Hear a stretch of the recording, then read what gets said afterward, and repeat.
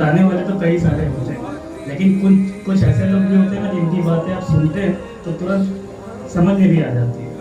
उनका प्रोफेशन जैसा भी था और अभी जिस तरीके से बिजी भी रहते हुए फिर भी अपने समाज में जिस तरीके से इन्होंने काम किया है और कई सारों को दर्शन कराया अच्छे मार्ग पे चलने का, वो बहुत बड़ा काम है। हम लोग चीज़ की शिक्षा लेते हम भी इस चीज़ के भागीदार बन रहे हैं कि चलिए हम समाज में तो नहीं, चलिए हम जिस तरीके इंटरनेट के माध्यम से काफ़ी लोगों तक वो चीज़ें इनकी बातें पहुंचाने का काम कर रहे हैं और ऐसे ही आगे करते हैं। आपकी शक्ति बनी रहे हम पे, ताकि हम जितना भी आगे चलता चले। आपको बहुत बहुत आशीर्वाद चाहिए। बोलो सर्वशक्तिमान प्रभु की जय, परम पूज्य दीदी गुरु जी की जय।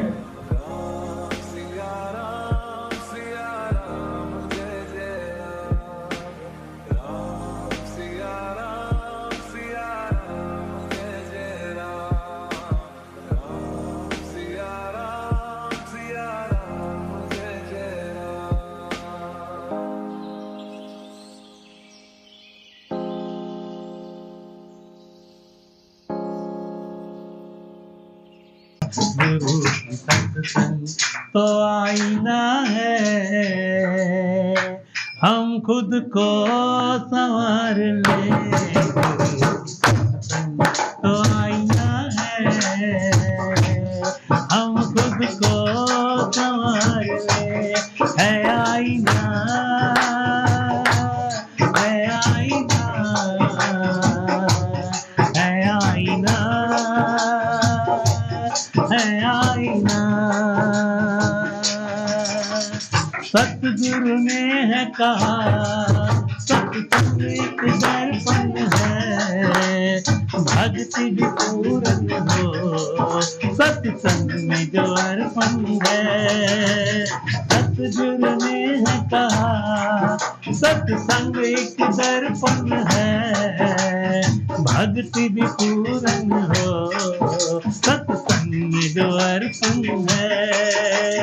तन की छवि जैसे दर्पण में दिखती है, मन की छवि वैसे सत्संग में दिखती है।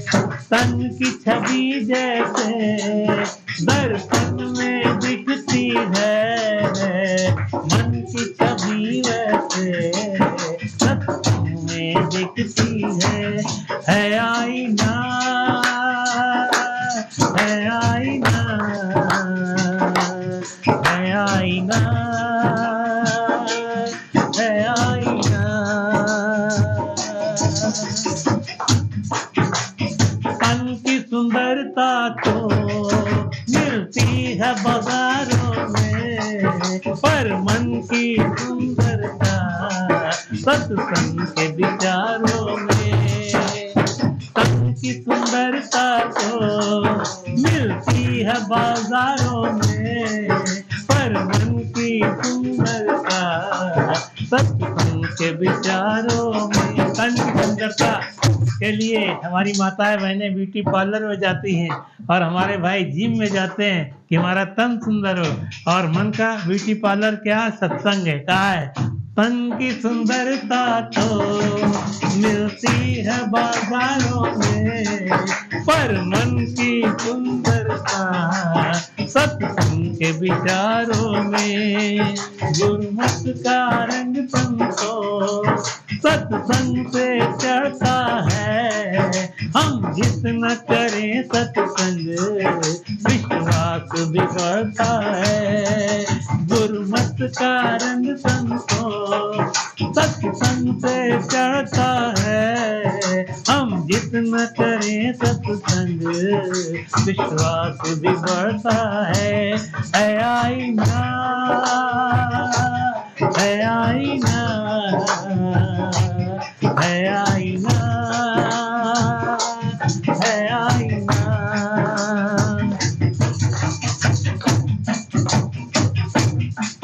होते हैं सागर में जैसे हीरे मोती, दिव्य ज्ञान ज्योति सत्संग में है होती। होते हैं सागर में जैसे ज्ञान ज्योति सत्संग में है होती। सबसे बड़ा सत्संग ऋषियों ने है ये कहा, सत्संग करने वाला अजय माया में न बहा।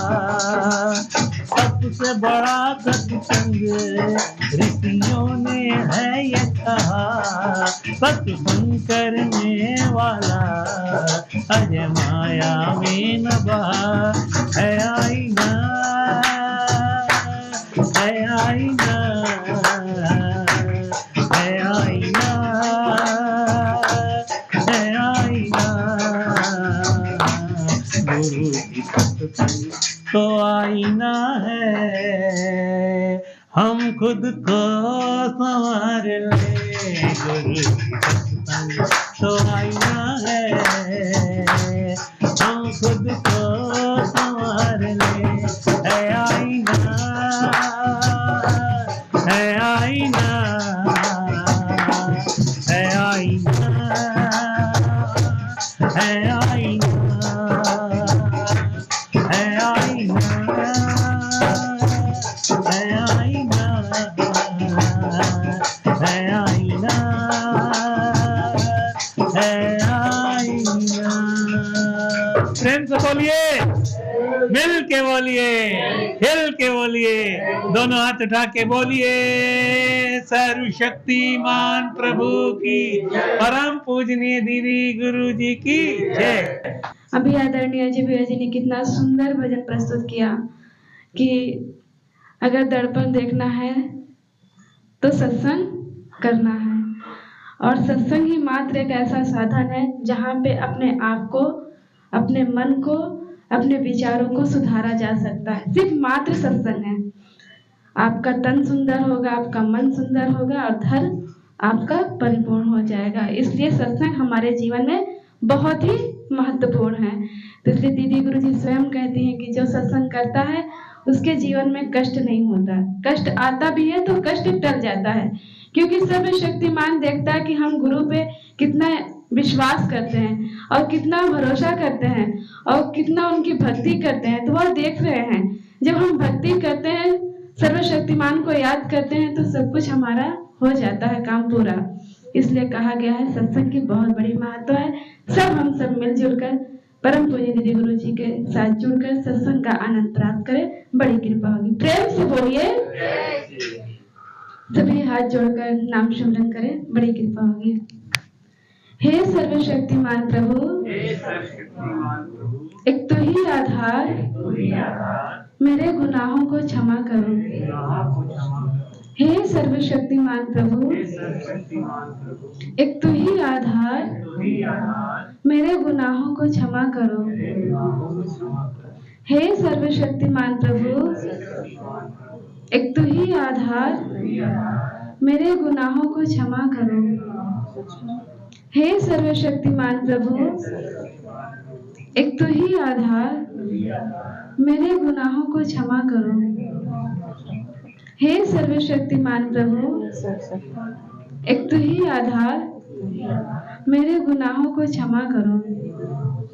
प्रेम से बोलिए, बोलिए परम पूजनीय दीदी गुरु जी की। प्यारे भक्तों, एक विनम्र निवेदन है, सभी भक्त अपना मोबाइल साइलेंट मोड पे कर लेंगे, बड़ी कृपा होगी। आइए परम पूजनीय गुरु जी के आशीष वचनों को श्रवण करें और अपने जीवन में उनके वचनों को धारण करने की कोशिश करें, बड़ी कृपा होगी। प्रेम से बोलिए, जय श्री हरि। प्रेम से बोलिए, जय श्री हरि। बोलिए सर्वशक्तिमान प्रभु की जय, परम पूजनीय दीदी गुरु जी की जय।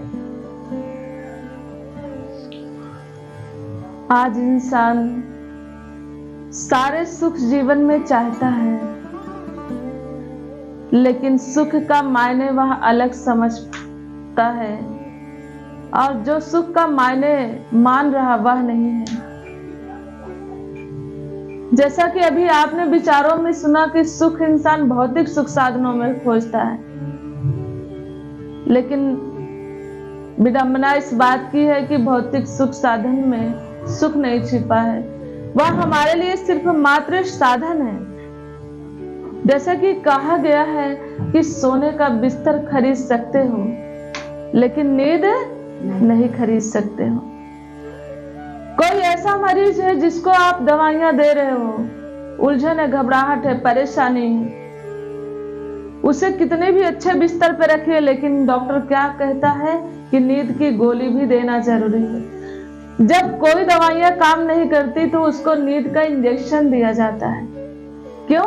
क्योंकि उसका माइंड शांत हो सके, उसके जो सिस्टम है बॉडी के वह संतुलित हो सके और वह रिलैक्स मोड में जा सके, तब जाके उसे रिलैक्स फील होता है। लेकिन भक्ति ऐसा साधन है जिससे किसी दवाइयों की जरूरत नहीं पड़ती। बड़े से बड़े असाध्य रोग जिसे डॉक्टर कह देते हैं इसका कोई इलाज नहीं है, वह भी ठीक होते देखा है अगर आपकी श्रद्धा, आस्था, विश्वास है तो। कहते हैं आस्था, विश्वास, भरोसा नहीं हो तो गुरु नहीं, स्वयं भगवान भी आ जाए सामने खड़े हो जाए तो कोई मतलब नहीं। श्रद्धा की बात होती है लेकिन यही देखने को नहीं मिलता है। हम चाहते तो बहुत कुछ है लेकिन देना कुछ नहीं जानते। और देना मीन्स सत्संग भक्ति में कुछ और नहीं, भाव मांगता प्रभु। क्या? किसके भूखे हैं प्रभु? भाव के। और आप किसके भूखे हैं? धन दौलत के। जिन धन दौलत के लिए आप परेशान हो उसी धन दौलत को त्याग के गौतम बुद्ध जी वन चले गए। किसकी प्राप्ति के लिए? प्रभु की प्राप्ति के लिए। और आप प्रभु को भूल जाते हैं धन दौलत की प्राप्ति के लिए। मीरा जिसे आप कहते हैं आज बहने हैं, ऐसे किसी के पास कुछ ऐसी वस्तुएं हैं तो लोग यहाँ अभिमान करते, घमंड करते छोटे छोटे चीजों के लिए। और आप मीरा जी का उदाहरण लेके देखिए कि राजघराने की बहू, और कैसे उसके लिए इतना संभव कार्य नहीं था कि उसे छोड़ के और एक महल से झोपड़ी में जाके गुरु के वचन पे चल के इस प्रभु की प्राप्ति करना, वह इतना आसान नहीं था। लेकिन सच्ची लगन थी प्रभु के लिए, सच्ची लगन थी प्रभु के लिए, इसलिए सब कुछ संभव हो गया। कहते हैं जब सारे दरवाजे बंद होते हैं तो कौन सा दरवाजा खुला होता है? प्रभु का। लेकिन उस दरवाजे तक पहुंचने के लिए हमें कुछ कर्म करने पड़ते हैं। आप छोटी छोटी चीजों में फंस के रह जाते हो या भूल जाते हो कि यह सृष्टि का जो रचयिता है, सर्वशक्तिमान प्रभु, निर्विकार परमात्मा, आप उसकी संतान हो। और आप किन चीजों में फंस के रह जाते हो? ऐसी चीजों में फंस के रह जाते हो जो बेमूल्य है, कोई मतलब ही नहीं है, जिसका कोई मूल्य नहीं है। ऐसी चीजों में आप फंस जाते हो।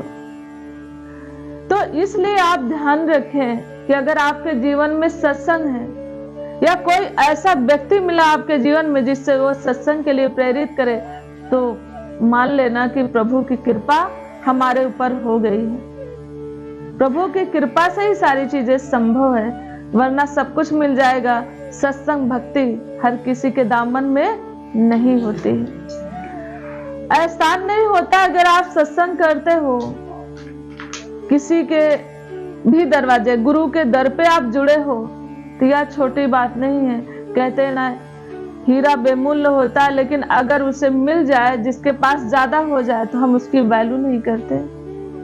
इसी तरीके से जीवन में चाहे जितना बेशकीमती चीज हमें मिल जाए, लेकिन उसकी वैल्यू नहीं होती जो सहज में प्राप्त हो जाए। जैसे अभी कहा आपने सुना भी कुछ भक्तों की बाणी कि अगर आपको IAS ऑफिसर बनना है तो कड़ी मेहनत करनी होगी। बाकी डिप्लोमा तो आप स्कूल नहीं जाएंगे, कॉलेज नहीं जाएंगे तो भी हो जाएगा, लेकिन एक अच्छी डिग्री हायर करने के लिए आपको मेहनत करनी पड़ेगी। और इस संसार में, दुनिया में सबसे बड़ी डिग्री क्या है? प्रभु का भक्त बन जाना। हम कहते हैं 36 पदार्थ लगाते हैं प्रभु के लिए, लेकिन समर्पण भाव नहीं होता। जहां समर्पण नहीं है वहां भक्ति नहीं है। आपने देखा होगा समर्पण किसका था? माता सबरी के। भाव क्या थे? वन में जंगल में क्या मिलने वाला है? जंगली बैर, वो भी चख के दिया भगवान श्री राम जी को, उन्होंने प्रेम से खाया और गुणगान गाया। क्या था यहाँ पे? 36 पदार्थ यहाँ पे नहीं थे, लेकिन क्या अर्पण था? भाव अर्पण था। क्या अर्पण थी? श्रद्धा थी, भक्ति थी, उनका इंतजार था, प्रभु के लिए उनका जीवन था। इसलिए विदुर का आपने देखा कि 36 पदार्थ दुर्योधन के त्यागे और विदुर के साथ खाए। वहां पे क्या था? क्या था? भगवान श्री कृष्ण जी ने क्या देखा? प्रेम देखा, भाव देखा कि भूख लगी है। कहा केला नहीं, केले के छिलके से भी तृप्त होके कह रहे बहुत अच्छा है। तो भाव अगर अच्छा नहीं है तो आप कुछ भी कहते ना। कुछ लोग ऐसे भी हैं जो सोने के मुकुट चढ़ा देते हैं, वह भी मायने नहीं रखता। भाव आपने अगर अपने अर्पण कर दिए गुरु के चरणों में, प्रभु के चरणों में, तो आप यकीन मानिए कि आप भव सागर से पार हो सकते हैं। केवट के पास क्या था? भाव था, पहचान थी, पहचान लिया उन्होंने। लेकिन हम सब तो पहचान नहीं पाते। पहचान तो यहां तक नहीं सकते कि अपने माता पिता को नहीं पहचान पाते। वो भी हमारे लिए एक भगवान तुल्य है इस धरती पे। अगर उन्होंने जन्म दिया, नाम दिया, सब कुछ दिया, तो उनसे बढ़ के कुछ नहीं। तो माता पिता भी इस धरती के भगवान तुल्य हैं। उन्हें हम समझें और माने और जाने। और दुनिया में कहते ना, कभी किसी से कोई वास्ता ना हो, कोई बुजुर्ग दिखे जहां आपके लगे कि यहाँ हमारी सेवा की जरूरत है, जरूर सेवा करें। और वैसे भी नीडी पर्सन की सेवा करना भगवान की सेवा के बराबर होती है। तो ऐसे लोगों की सेवा करें। जिसने पनीर ही खाया हो, आप पनीर खिला के वो लाभ नहीं ले सकते। जिसने नहीं खाया आप उसे खिलाएंगे तो आपको बहुत लाभ मिलेगा। तो ऐसे लोगों की सेवा करें जहां पे जरूरत है, तब आपकी सेवा महान सेवा कहलाएगी। इसलिए सारी चीजों का कहते हैं ना, हर चीज का एक क्रम है, हर चीज का एक सिस्टम है। जैसे कोई भी चीज हम करते हैं, जैसे एक होता है भाई मेडिकल फील्ड से हूँ तो मेडिकल एग्जाम्पल थोड़ा इजी लगता है कि अगर हम कोई ऑपरेशन करते हैं तो पहले उसको हम पूरी प्रिपरेशन करते हैं कि हमें लोकल एनेस्थेसिया में देना है, एनेस्थेसिया में देना है, कि हमें जीए में केस करना है। जैसी केस की तैयारी होती है उसी तरह का सिस्टम हमें अपनाना पड़ता है, तब जाके वह ऑपरेशन सफल होता है। तो इसी तरीके से भक्ति मार्ग भी एक सिस्टम है। ऐसा नहीं है कि हमारे मन में गलत भावनाएं हैं, ईर्ष्या है, द्वेष है, नफरत है, व्यभिचार है और हमें बहुत सारी ऐसी गलत आदतें हैं और हम सोच रहे हैं कि जाके सत्संग में बहुत ही भेंट कर दे रहे हैं या अपना बहुत ही दिखा दे रहे हैं, बहुत कुछ हमारे पास है तो हमारा नाम हो जाएगा। आपको व्यक्ति विशेष के बीच में नाम नहीं होगा। नाम तो तब होगा जब गुरु और प्रभु के रजिस्टर में आपका नाम छप हो।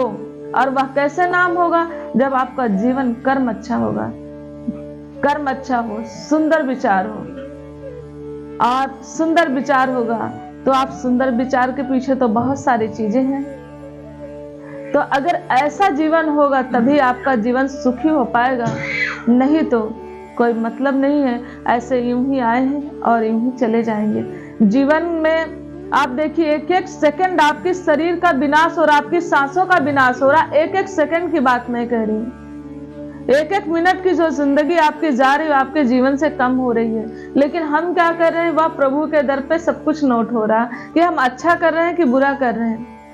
आपके रजिस्टर में नहीं, प्रभु के रजिस्टर में सब कुछ नोट हो रहा, लेकिन वह कर्मों का फल आपको मिलेगा। जैसे कहते हैं ना कि भगवान ने ही चोर बनाया, भगवान ने ही सब कुछ बनाया, लेकिन अगर आपने चोरी किया तो भगवान ने ही जेल भी बनाया है, तो वहां बुरा नहीं लगना चाहिए। तो जब इंसान को कष्ट झेलने का समय आता है तो लगेगा कि भगवान ने ऐसा कर दिया। जब इंसान को अच्छा कर्म करना चाहिए, अच्छे कर्मों के हकदार तभी है जब आपके अच्छे कर्म हो। इसलिए सोच समझ के कर्म करें। सुंदर जीवन चाहते हैं तो सत्संग करें और भक्तों की सेवा करें, समाज की सेवा करें, घर में जो जरूरतमंद है उनकी सेवा करें और अपनों को लेके चले। अपने परिवार की कुछ भी बातें हो तो उसको ऐसी होनी चाहिए कि बाहर पता ही नहीं चलना चाहिए। ऐसी बहुत सारी चीजें हैं जीवन में, उससे हम अपनाए अपने जीवन को, तभी हम सुखी हो पाएंगे। क्योंकि संसार में कोई अपना नहीं है। अगर अपना है तो सिर्फ परमात्मा है केवल। सर्वशक्तिमान प्रभु आपका हर पल सहयोगी है। बाकी दुनिया में जो जिसके साथ खड़ा है, भौतिक उपलब्धि को ही लोग उपलब्धि मानते हैं, वह नहीं है, वह चीजें नहीं है, वह चीजें मिट जानी है। आपने देखा होगा कुछ चीजों का चलन बहुत तेजी से आता है, फिर वह डाउनफॉल में चला जाता है। कोई कंपनी कल को बहुत अच्छी थी, वह आज बंद हो गई। कोई मकान बहुत सुंदर था आपके समय में, आज की डेट में वह उससे भी बेहतर बन गया। हर चीज का एक उससे बेहतर मिलने वाली चीज है। आप डाउनफॉल में जाएंगे, लेकिन प्रभु का मार्ग ऐसा है, प्रभु की भक्ति ऐसा है, अगर आप निस्वार्थ भक्ति करते हैं तो उसमें दिन प्रतिदिन निखार आता चला जाएगा। और दिन प्रतिदिन निखार आता चला जाएगा तो आपका जीवन भी सुंदर बनता चला जाएगा। और दुख तो जीवन में आना ही है। दुख नहीं होगा तो सुख का एहसास कैसे होगा? दिन नहीं होगी तो रात का एहसास कैसे होगा? अगर कहते ना पतझड़ नहीं होगी तो बहार का एहसास कैसे होगा? तपन नहीं होगी तो बारिश का एहसास कैसे होगा? तो ये सारे एहसास होने के लिए अपोजिट चीजें हमारे जीवन में है। इन चीजों का एहसास करने के लिए हमें जीवन में अगर कुछ बुरा हो हमारे जीवन पे, याद रखना, जैसे अभी आपने एक विचार सुना कि स्रोत एक ही है सुख और दुख का। दुख आया तो भी मुबारक और सुख आया तो भी मुबारक। दोनों रजा में राजी रहना है, दोनों ही चीजों में प्रभु का धन्यवाद देना है। तभी आप एक सम जिंदगी, सम मतलब कि बैलेंस में जी पाओगे। कभी कभी तो इंसान कहते हैं ना, ज्यादातर सुनने को मिला है, आप जिसको ज्यादा सम्मान दीजिए सबसे ज्यादा पीड़ा वही देता है। आप जिससे ज्यादा विश्वास करिए सबसे ज्यादा अविश्वास का पात्र वही निकलता है। आप जिसे अपना समझते हो वो सबसे ज्यादा पराया होता है। तो जो भक्त लोग होते हैं वह सब कुछ जानते हुए भी उस बंदे का, उस व्यक्ति का, उस स्थान का जो भी है उसका सम्मान करते हैं, क्योंकि उनको कोई फर्क नहीं पड़ता है।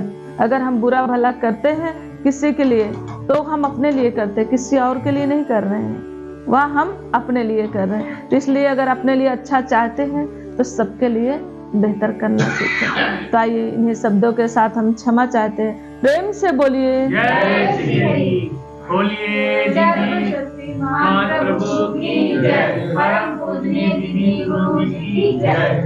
प्रेम से बोलिए, मिल के बोलिए, हिल के बोलिए, दोनों हाथ उठा के बोलिए सर्वशक्तिमान प्रभु की, परम पूजनीय दीदी गुरु जी की जय। सभी भक्तों से निवेदन है, नाम धुनी में मिलजुल कर साथ दे, बड़ी कृपा होगी। नमन तुम्हें 100 बार भगवन, नमन तुम्हें 100 बार, नमन तुम्हें 100 बार भगवन, नमन तुम्हें 100 बार।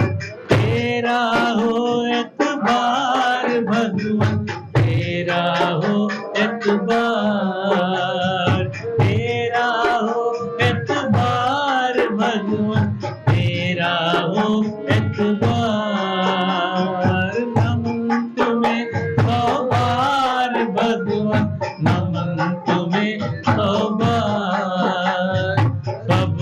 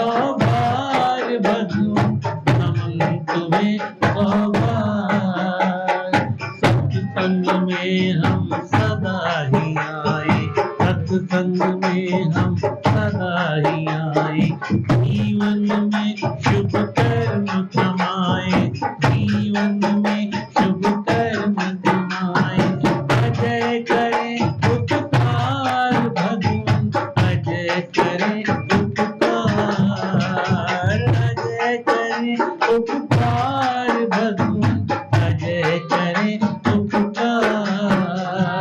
नमन तुम्हें सौ बार भगवान, नमन तुम्हें सौ बार, तेरा हो एतबार भगवान, तेरा हो एतबार। नमन तुम्हें सौ बार भगवान, नमन तुम्हें सौ बार, नमन तुम्हें सौ बार भगवान, नमन तुम्हें सौ बार, नमन तुम्हें सौ बार भगवान, नमन तुम्हें सौ बार, नमन तुम्हें सौ बार भगवान, नमन तुम्हें सौ बार। प्रेम से बोलिए, मिल के बोलिए, हिल के बोलिए, दोनों हाथ उठा के बोलिए सर्वशक्तिमान प्रभु की जय, परम पूजनीय दीदी गुरु जी की जय। अब सभी भक्तों से निवेदन है नमस्कार की लाइन में लग जाएं और आशीर्वाद लेते रहे और आशीर्वाद दीप इधर से सुनते रहे, आप आनंद लेते रहे। आशीर्वाद दो,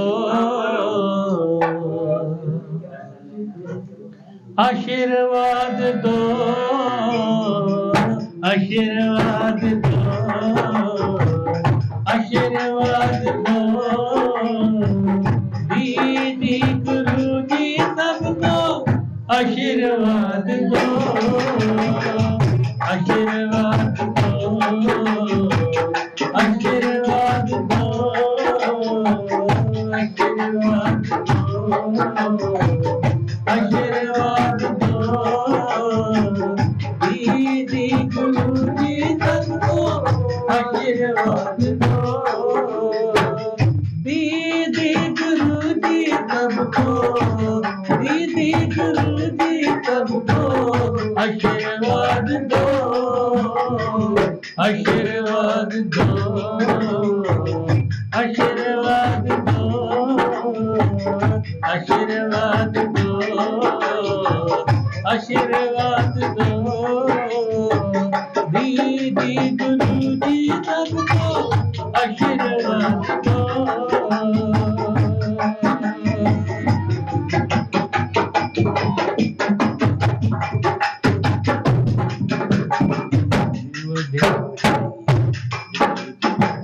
सबके घरों में हो खुशियाँ निराली, होली जैसा दिन हो रात हो दिवाली, सबके घरों में हो खुशियाँ निराली, होली जैसा दिन हो रात हो दिवाली, दीदी गुरु जी सबका जीवन, दीदी गुरु जी सबका जीवन आबाद हो, आशीर्वाद दो, आशीर्वाद दो, आशीर्वाद दो, आशीर्वाद दो, दीदी गुरु जी सबको आशीर्वाद दो। कर्जों के बोझ देना कोई अब तबाह हो, बीमार रोगियों की अच्छी अब दवा हो, कर्जों के बोझ देना कोई अब तबाह हो, बीमार रोगियों की अच्छी अब दवा हो, खिला खिला और महका तन, खिला खिला और महका तन आबाद हो, आशीर्वाद दो,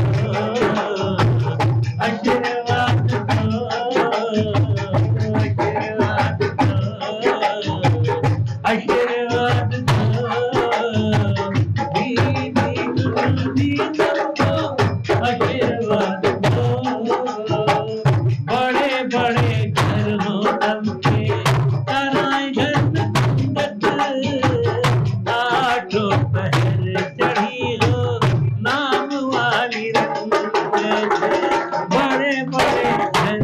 सबके कराए गर्भ पंगत आठों पहर चढ़ी हो नाम वाली रंगत दीदी गुरु जी सबका ही दीदी गुरु जी सबका ही शाद हो आशीर्वाद आशीर्वाद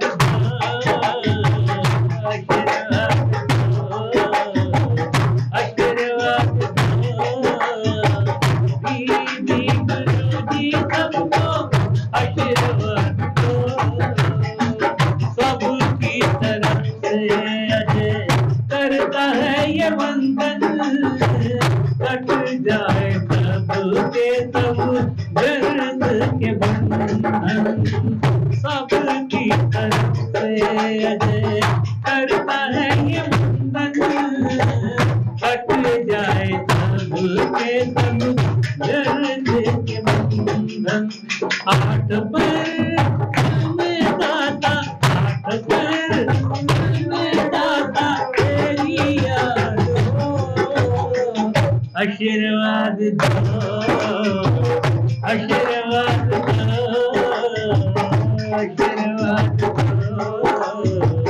आशीर्वाद दो दीदी गुरु जी सबको आशीर्वाद दो दीदी गुरु जी सबको आशीर्वाद दो दीदी गुरु जी सबको आशीर्वाद दो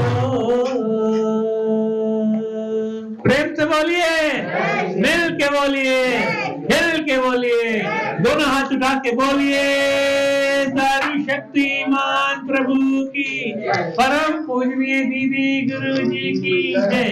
प्रत्येक रविवार को इसी तरह दीदी गुरु दिव्य ज्ञान मिशन के द्वारा संचालित सत्संग ज्ञान गंगा कार्यक्रम में आप सब सादर आमंत्रित हैं। सत्संग का समय शाम 4 बजे से 6:30 बजे तक का होता है। दीदी गुरु दिव्य ज्ञान मिशन का सुंदर भव्य आश्रम मामा भाजा तालाब के पास निर्माणाधीन है और कुछ ही समय में उसका उद्घाटन होने वाला। परम पूज्य दीदी गुरु जी के कर कमलों से भव्यता के साथ आप सब सादर आमंत्रित होंगे। दीदी गुरु दिव्य ज्ञान मिशन का जो आश्रम है मामा भांजा तालाब नैनी प्रयागराज में निर्माण अधीन है। जल्दी से जल्दी वो भव्य रूप के भव्यता के साथ सत्संग कार्यक्रम अब वहीं पर प्रारंभ होगा। सभी भक्तों से निवेदन है सत्संग ज्ञान गंगा कार्यक्रम में आते रहे और दीदी गुरु जी का चैनल YouTube पर है दीदी गुरु जी डॉक्टर ऋचा सिंह जी के नाम से। उसको आप लाइक करें, शेयर करें, कमेंट्स करें, सब्सक्राइब कर लें ताकि सुंदर सुंदर सत्संग का कार्यक्रम और दीदी गुरु जी का प्रवचन आपको घर बैठे निरंतर मिलता रहे। प्यार से बोलिए जय।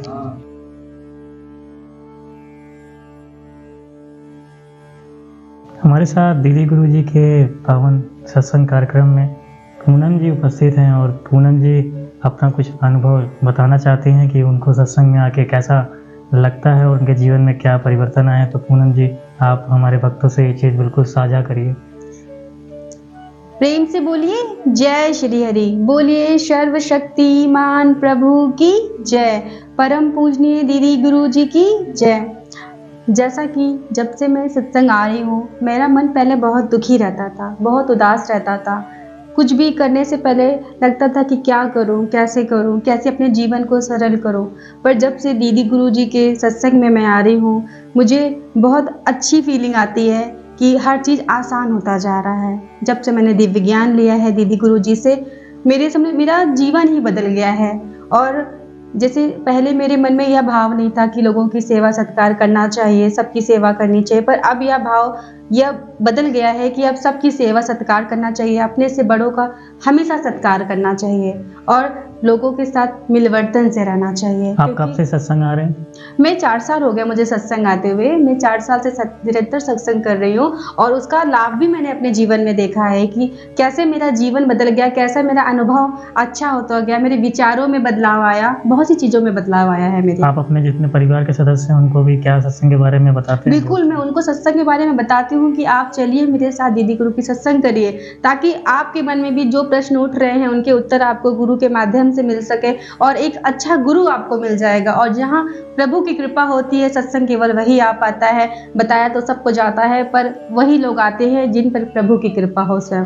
आज हम सब देख रहे हैं कि समाज में कई सारे धर्म संस्थान और कई सारे धर्म गुरु हैं, लेकिन ये दीदी गुरु जी का आश्रम और दीदी गुरु जी की सत्संग आपको इन सबसे अलग कैसे दिखाई देती है? इन सब से मुझे अलग ये दिखाई देती है कि देखिए, हर जगह हम जब जाते हैं तो वहाँ सबसे पहले धन चलता है, उसके बाद कोई और कार्य किया जाता है। पर दीदी गुरु के यहाँ कोई ऐसी चीज़ मांग नहीं है।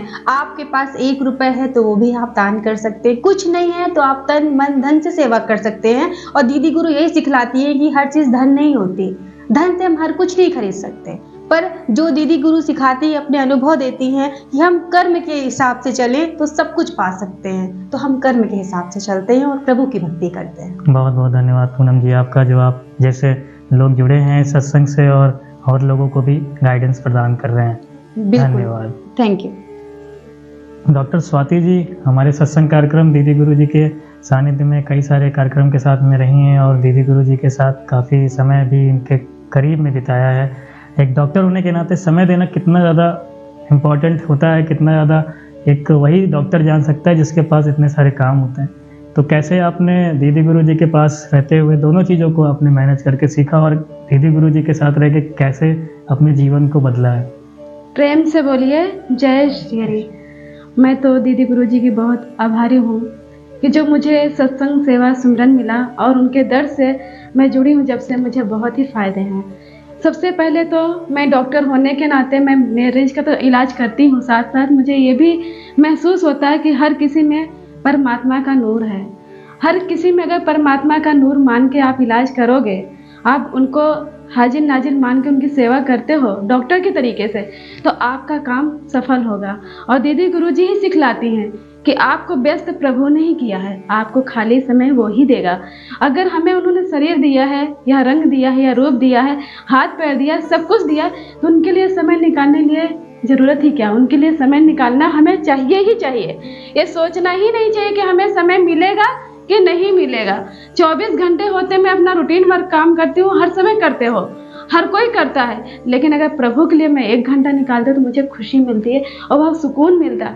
जब मैं उनके लिए समय निकालती हूँ, मैं सत्संग करती हूँ, सुमरन करती हूँ, तो इतना आनंद आता है, इतना सुकून मिलता है कि वो मैं बता नहीं सकती। जो सत्संगी होगा, जो भक्त होगा, वही बता सकता है। और डॉक्टर होने के साथ साथ अगर एक सत्संगी बन जाता है भक्त, तो उसका जीवन क्रम बहुत अच्छा हो जाता है। जी, हमने सुना कि आपके हॉस्पिटल में एक ऐसा कार्यक्रम भी आप एक दिन रखते हैं जिस दिन जितने भी आपके मरीज होते हैं उनका सबका फ्री में इलाज करते हैं, फ्री में दवा भी देते हैं। हाँ जी, ये प्रभु ने हमें दिया है, तो मैं उन्होंने सब कुछ दिया है, तो उन्होंने जब दिया है तो मैं सेवा संतों की करती हूँ। जो हमारे यहाँ मरीज आते हैं, मैं उनको संत की ही श्रेणी में देख के उनकी सेवा करती हूँ। और मैंने फीस भी शनिवार को फ्री ही रखा है, ताकि जो मरीज आके दिखाना चाहे ईजी वे में आके दिखा लें, जिनके पास पैसे नहीं है। कभी कभी क्या होता है, मरीजों के पास 300 रुपये फीस भी नहीं होती है। जो फीस नहीं देना चाहते, जिनके पास फीस की व्यवस्था नहीं है, जो गरीब है, वो आके हमें आराम से दिखा सकते हैं, अपनी बातें कह सकते हैं, उनकी बातें हम सुन सकते हैं, उनको एक हल मिल जाएगा और उनको इलाज मिल जाएगा। आप जैसे नागरिक समाज के लिए बहुत ही ज़रूरी हैं कि जो कि एक धर्म के साथ तो और अपने काम को भी बढ़ा रहे हैं और लोगों को अच्छे से प्रदान कर रहे हैं, खुश रहना। बहुत बहुत धन्यवाद आपका। दीदी गुरुजी की इस सत्संग कार्यक्रम में आपसे मुलाकात हुई और आपके जो विचार हैं ये हमारे कई सारे भक्तों तक पहुँचेंगे। प्रेम से बोलिए जय श्री हरि।